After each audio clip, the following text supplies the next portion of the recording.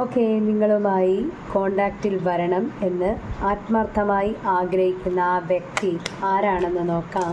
നിങ്ങളുമായി കോണ്ടാക്റ്റിൽ വരണം എന്ന് ആത്മാർത്ഥമായി വിചാരിക്കുന്ന ആ വ്യക്തി ആരാണെന്ന് നോക്കാം.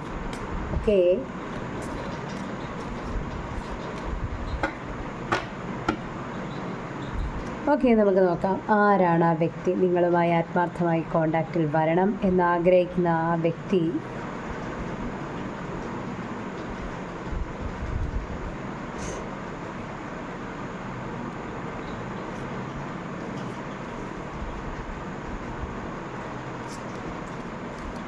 നമുക്ക് നോക്കാം ആരാണ് ആ വ്യക്തി എന്ന്.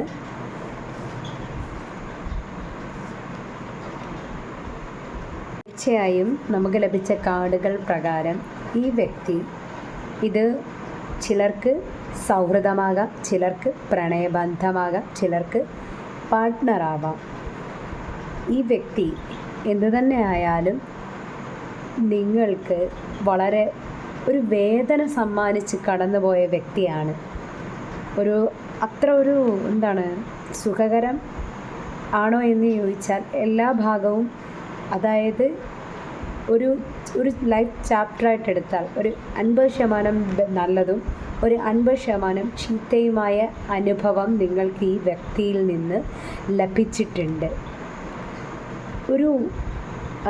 ഈ ബന്ധത്തിൽ നിങ്ങളൊരു കുടുങ്ങിയ അകപ്പെട്ട അവസ്ഥയിലൊക്കെ ഒരു പക്ഷേ നിന്നിട്ടുണ്ടാവാം.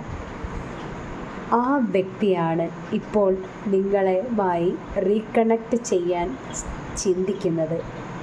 ബട്ട് നിങ്ങൾ ആലോചിക്കുക, നിങ്ങൾ ചിന്തിക്കുക, നിങ്ങൾക്ക് ഈ ബന്ധം എത്ര സുഖകരമായിരുന്നോ, അല്ല നിങ്ങൾക്ക് ഈ ബന്ധം നിങ്ങൾക്ക് വേദനകൾ തന്നിട്ടുണ്ട്, നിങ്ങൾക്ക് വേണ്ട റെസ്പെക്റ്റ്, നിങ്ങളുടെ ഇമോഷൻസിന് വേണ്ടത്ര വാല്യൂ തന്നിട്ടില്ലാത്ത ബന്ധമാണെങ്കിൽ ഒരിക്കലും റീകണക്റ്റ് തിരിച്ച് സ്വീകരിക്കരുത് എന്നാണ് എൻ്റെ അഭിപ്രായം.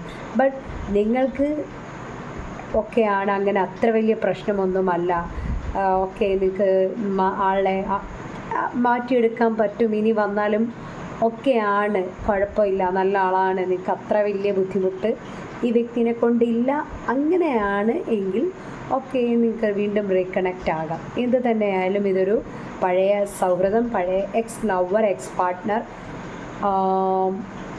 ഒരു സൗഹൃദവും പ്രണയവും എക്സ് പാർട്ട്ണർ, ഇതൊക്കെ തന്നെയാണ് നമുക്കിവിടെ കാർഡുകളിൽ നിന്ന് വ്യക്തമായി കിട്ടുന്നത്. തുടക്കത്തിൽ നല്ല ഭയങ്കര സുഖകരമായി തോന്നിയ ഒരു ബന്ധമായിരുന്നു. ബട്ട് പോകെ അത് അത്ര സുഖകരമല്ലാതായി മാറിയ ഒരവസ്ഥ ഇവിടെ കാർഡുകളിൽ നിന്ന് വ്യക്തമാകുന്നു. ചിലരെ ഉപേക്ഷിച്ച് പോയ അവസ്ഥ വരെ, തനിച്ചാക്കി ഇരുട്ടിൽ നിർത്തിപ്പോയ അവസ്ഥ വരെ ഉണ്ട്. വെളിച്ചത്തുനിന്ന് വിളിച്ച് ഇരുട്ടിക്കൊണ്ട് നിർത്തിയിട്ട് തനിച്ചാക്കിപ്പോയ വ്യക്തികളും ഇവിടെ ഉണ്ട്, ഈ റിലേഷനിലുണ്ട് എന്നാണ് കാണുന്നത്. അങ്ങനെയുള്ളവരെ റീകണക്റ്റ് ചെയ്യുമ്പോൾ നിങ്ങൾ സ്വയം വിലയിരുത്തുക. ഈ വ്യക്തി തിരിച്ചു വന്നാൽ നിങ്ങൾക്ക് ഓക്കെ ആണോ എന്ന് നിങ്ങൾ സ്വയം ചിന്തിക്കുക, സ്വയം മനസാക്ഷിയോട് ചോദിക്കുക. അങ്ങനെ നിങ്ങൾ ചിന്തിക്കുമ്പോൾ നിങ്ങൾക്ക് നല്ലതെങ്കിൽ സ്വീകരിക്കുക, നല്ലതല്ല എന്ന് നിങ്ങളുടെ മനസാക്ഷി പറയുന്നെങ്കിൽ തീർച്ചയായും ഒഴിവാക്കുക. വേദനിപ്പിക്കുന്നത് എത്ര തന്നെ രത്നമെന്ന് പറഞ്ഞാലും വേദന നൽകുന്നതും നമ്മളുടെ ഇമോഷൻസിനെ റെസ്പെക്റ്റ് ചെയ്യാത്തതും മനസ്സിലാക്കാത്തതും വേണ്ടത്ര സപ്പോർട്ട് തരാത്തതുമായ വ്യക്തിബന്ധങ്ങളാണെങ്കിൽ അങ്ങനെയുള്ള ഒരു വ്യക്തിബന്ധങ്ങളിലും കുടുങ്ങി നിൽക്കരുത് എന്നാണ് എൻ്റെ അഭിപ്രായം.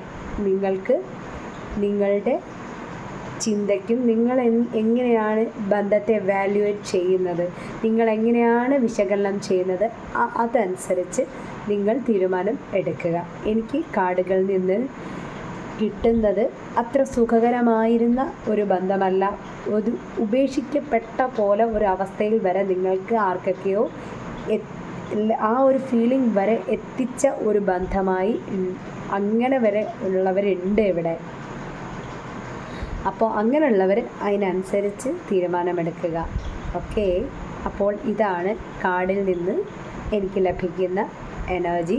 ഓക്കെ, അപ്പോൾ പഴയ സുഹൃത്ത്, X lover, X partner, may be ഒരു ടോക്സിക് ആയിട്ടുള്ള ഒരു വ്യക്തി ആയിരുന്നു എന്ന് എനിക്ക് കാണാൻ എനിക്കൊരു എനർജി അങ്ങനെ കിട്ടുന്നുണ്ട്. പിന്നെ എന്താണ് എന്നുള്ളത് നിങ്ങളുടെ തോട്ടും നിങ്ങളുടെ ഇവാലുവേഷനും അനുസരിച്ചാണ്. നിങ്ങളെങ്ങനെ നിങ്ങളുടെ ബന്ധത്തെ വിലയിരുത്തുന്നു എന്നുള്ളത് നിങ്ങൾ ആലോചിക്കുക. അതനുസരിച്ച് റീകണക്റ്റ് ആകണോ വേണ്ടോ എന്ന് തീരുമാനിക്കുക. ഓക്കേ.